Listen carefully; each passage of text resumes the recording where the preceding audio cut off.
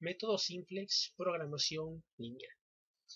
Esta es otra manera de resolver problemas de esa índole, mediante un procedimiento un poco más tedioso, pero que se basa en la cuestión de cálculos matemáticos sencillos, cálculos matemáticos básicos. Se puede trabajar un problema de maximización, un problema de minimización, no mediante el método gráfico, pero hay que ser un poco, en este caso, más cuidadoso al momento de desarrollar el procedimiento correspondiente. ¿Ok? Entonces, el algoritmo va a empezar a trabajar mediante este caso de aplicación. Sería maximizar z es igual a 100x1 más 200x2, las restricciones y las restricciones de no negatividad. Eso indica en este caso que estos dos valores tienen que ser valores positivos. Se nota que aquí x1 y x2, lo que es x1 y x2, es lo mismo como que si estuviera trabajando con x y y. Es la misma situación, es la misma expresión. Así que no habría que preocuparse por eso, ¿ok? Sino que se puede trabajar con ese tipo de variables. ¿Okay? Eso depende específicamente de lo que es el autor. Entonces, en este caso, se tiene que tener la función objetivo, las restricciones y las restricciones de no negativo. En primer lugar, es convertir en ecuaciones. Primero lo que es la función objetivo, lo que está del lado derecho pasa al lado izquierdo, de positivo a negativo, ¿ok? Quedaría en este caso de esta forma, maximizar z menos 100x1 menos 200x2. Nótese en este caso los coeficientes que acompañan a las variables, eso es importante tenerlo en cuenta. Luego lo que serían las inecuaciones pasan a ser ecuaciones, es decir, cambia el signo, ¿ok? En este caso, para hacer que este cambio de signo sea válido, se le agrega a cada restricción, se le agrega una variable de holgura, que en este caso se estableció con la letra S. Por cada restricción se representa una variable de holgura. Primera restricción, primera holgura S1, segunda restricción, segunda holgura S2, tercera restricción, tercera holgura S3. En este caso se agregan las holguras, pero se van a agregar también a la función objetivo, pero básicamente con lo que sería el coeficiente 0. ¿Ok? 0 por S1 menos 0 por S2 menos 0 por S3. Básicamente como para en este caso establecer ciertas condiciones para el momento en este caso de llevarlos a lo que es la solución del problema. Tienen que establecer de que en este caso las inecuaciones pasan a ser ecuaciones. Por cada restricción va a haber una variable de holgura. ¿Bien? Y esas variables de holgura también tienen que ser mayores o iguales a 0 y deben estar dentro de lo que es las restricciones de no negatividad. O deben estar dentro de lo que son las restricciones de no negatividad correspondientes. ¿Bien? Entonces, la cuestión en este caso es que las variables de holgura permiten convertir las desigualdades de las restricciones en igualdades, lo cual llega a representar el sobrante de la disponibilidad de cada recurso. Agregando una nueva variable no negativa al lado izquierdo de la desigualdad se puede convertir en ecuaciones y esta variable es numéricamente igual a la diferencia entre el lado izquierdo y derecho de la desigualdad. ¿Ok? Eso en este caso para representar un poco mejor lo que sería la igualdad correspondiente al momento de hacer esta transformación. Ahora, tienen que darse cuenta en este caso de los coeficientes que acompañan a las variables, incluyendo a las variables de holgura. ¿Okay? Se nota aquí que S1 está acompañado por un 1. Se sobreentiende allí en ese caso que un 1 acompaña al S1 que está allí. ¿Okay? Este es un término independiente, no tiene variables, pero es importante tener en cuenta esos coeficientes para lo que sería el siguiente procedimiento. Luego, se determinan las variables básicas y no básicas. Las variables básicas siempre en primer lugar van a estar representadas por lo que son las variables de holgura. Las no básicas son los coeficientes que están dentro de la función objetivo, en este caso x1 y x2, son los que se intercambian para establecer la solución final del problema. Luego, en este caso, formamos o establecemos una tabla de este tipo, donde colocamos las variables básicas, las primeras variables básicas, o las que se llaman variables básicas, y la que es los coeficientes de z. Luego colocamos las dos variables no básicas, junto con los coeficientes, en este caso de las variables de holgura. Luego, en este caso, en estos cuadros vacíos, se colocan los coeficientes que acompañan a las variables de las distintas restricciones. Para, en este caso, lo que es esta primera fila, ¿verdad? Se coloca 8x1 más 8x2, son los coeficientes que acompañan a esas variables, más 1 que acompaña al S1. En esta primera restricción, en esta primera ecuación no hay S2 y S3, se coloca que esto es 0, esto es igual a 16. ¿Okay? Se colocan simplemente los valores numéricos que acompañan a las variables correspondientes, de acuerdo a lo que en este caso sería la ecuación que le corresponde. S2, en este caso para lo que sería este valor de C2 sería 4x1 2x2, 0s1, 1s2, 0s3 y es igual a 16. Por último, 0x1, en esta última ecuación solamente hay variable x2, sería 1x2, a la x2 la está acompañando un 1, se sobreentiende ese caso, luego sería 0s1, 0s2 y 1s3, eso es igual a 10. ¿Okay? Colocamos en cada ecuación los coeficientes que acompañan a las variables. Nótese que en primer lugar lo que sería esta columna debe haber lo que sería una función identidad en un principio que va a ir intercambiándose después cuando se vayan haciendo los cálculos correspondientes. Para z se hace exactamente lo mismo, se colocan los coeficientes que acompañan a las variables dentro de lo que es la función objetivo, menos 100, menos 200, los tres elementos de las variables son 0 y la solución es 0. Obviamente esta sería la solución inicial antes de desarrollar los cálculos correspondientes para el desarrollo del ejercicio como corresponde dentro de lo que es el método simplex.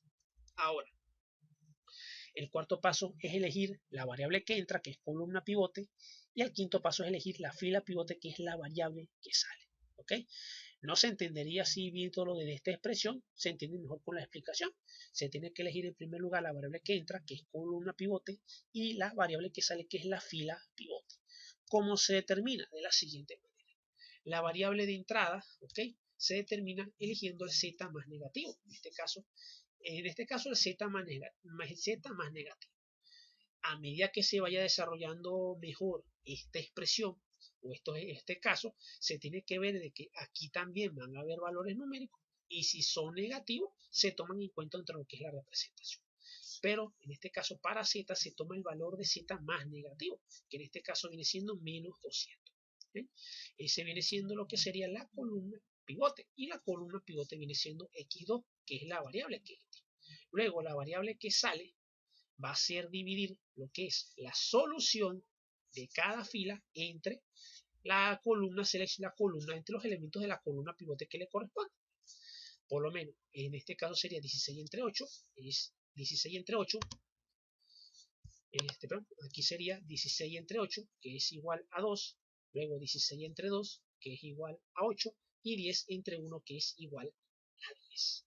En este caso, para z no corresponde hacer la razón, ¿ok? Sino que simplemente van a trabajarse en función de lo que son las variables básicas entre comillas, ¿ok? En este caso, se divide por cada fila su solución entre los elementos de la columna pivote que le corresponde. 16 entre 8, 16 entre 2 y 10 entre 1. Se elige el valor más pequeño y eso es lo que va a ser en este caso el R más pequeño y eso es lo que va a ser la fila pivote. Entonces, el coeficiente pivote es el que se selecciona de la intersección de la fila y la columna, que en este caso viene siendo el número 8, que ese es el elemento que me va a permitir hacer los demás cálculos, en este caso dentro de esta primera parte del ejercicio, ¿okay? Dentro de estos primeros elementos del ejercicio. Entonces, la variable que entra es la columna pivote y la variable que sale es la fila pivote, es decir, x2 se va a intercambiar por s. Lo primero que debemos hacer es hallar la nueva fila pivote, es decir, la que corresponde a x2. Esa nueva fila pivote, x2, viene siendo la fila pivote seleccionada, o la fila pivote anterior, que le corresponde en este caso lo que es S1, entra el elemento pivote que es la intersección de fila y columna pivote, que es 8. Entonces se coloca toda la fila pivote anterior, ¿ok? Toda la fila pivote anterior, la que se seleccionó, entre el coeficiente pivote, intersección de fila y columna, que es 8, se hace la división, 8 entre 8, 1, 8 entre 8, 1, 1 entre 8, 1 octavo, 0 entre 8, 0, 0 entre 8, 0 y 16 entre 8 es igual a 2, ¿bien? 16 entre 8 es igual a 2 y se viene siendo la nueva fila pivote o la nueva fila x2, ¿ok? La que se va a seguir trabajando para los posteriores pasos del ejercicio. Ahora, ya elegimos o calculamos la nueva fila pivote, la x2. Ahora debemos calcular las filas restantes. En este caso la que corresponde a S2, a S3 y a Z. Para calcular las nuevas filas se basa en la siguiente ecuación. La nueva fila, sea cual sea, es igual a la fila anterior, por lo menos si vamos a calcular la nueva fila de Z sería la fila anterior de Z, menos el coeficiente pivote, ok, el coeficiente pivote que le corresponde a Z, por la fila pivote ya calculada anteriormente. En este caso, la fila pivote, la nueva fila X1. Este coeficiente pivote, que es algo que se me olvidó mencionar, es el que va a corresponder en este caso con este caso lo que en este caso la columna pivote. Ese coeficiente pivote para el cálculo de la nueva fila es el que corresponde en este caso para S2 es 2, para S3 es 1 y para Z viene siendo menos 200. Esos son los coeficientes pivotes para el cálculo de las filas que corresponden a estos tres elementos faltantes para formar la nueva tabla simplex. ¿Ok? Ahora, la nueva fila en este caso es a través de esta ecuación, calcularnos la nueva fila de Z, se coloca la fila anterior, en este caso la fila anterior de Z, tal cual, con sus coeficientes que acompañan a las variables, menos 100x1, menos 200x2, 0s1, 0s2 y 0s3, 0 en la solución, menos el coeficiente pivote que le corresponde a Z, que es menos 200, por la fila en pivote calculada previamente, que es la nueva fila de x2. Se coloca tal cual. Entonces, para calcular el primer coeficiente, por ejemplo, se hace en función de la ecuación. En este caso se tiene que calcular cada uno de los términos correspondientes. ¿Okay? En este caso sería nueva fila de Z, x1 se coloca el término que le corresponde a x1, menos 100, menos de la ecuación. Paréntesis, coeficiente pivote menos 200 por, en este caso, lo que es el elemento que le corresponde a la fila pivote anterior, que sería 1. Menos 200 por 1 es menos 200, menos 100 menos 200 es igual a 100. Menos por menos da más, menos 100 más 200 es 100 positivo, y ese acaso viene siendo el primer término que le corresponde a la nueva fila de Z. ¿Okay? De la misma manera se hallan los demás elementos, como se mencionan acá, para x2, s1, s2 y s3. Por lo menos para x2 viene siendo menos 200 menos la multiplicación del coeficiente pivote menos 200 por 1.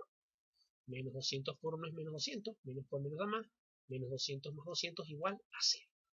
Luego S1, ¿ok? El coeficiente sería, en este caso, según la ecuación sería en este caso aquí, bueno, un pequeño error, aquí 0 simplemente, ¿ok? Sería 0 menos, ¿ok? 0 menos, menos 200 por un octavo, ¿ok? Menos 200 por un octavo es 25, ¿ok? Sería menos por menos 25, eso va a ser igual a 25, que es este término que está acá.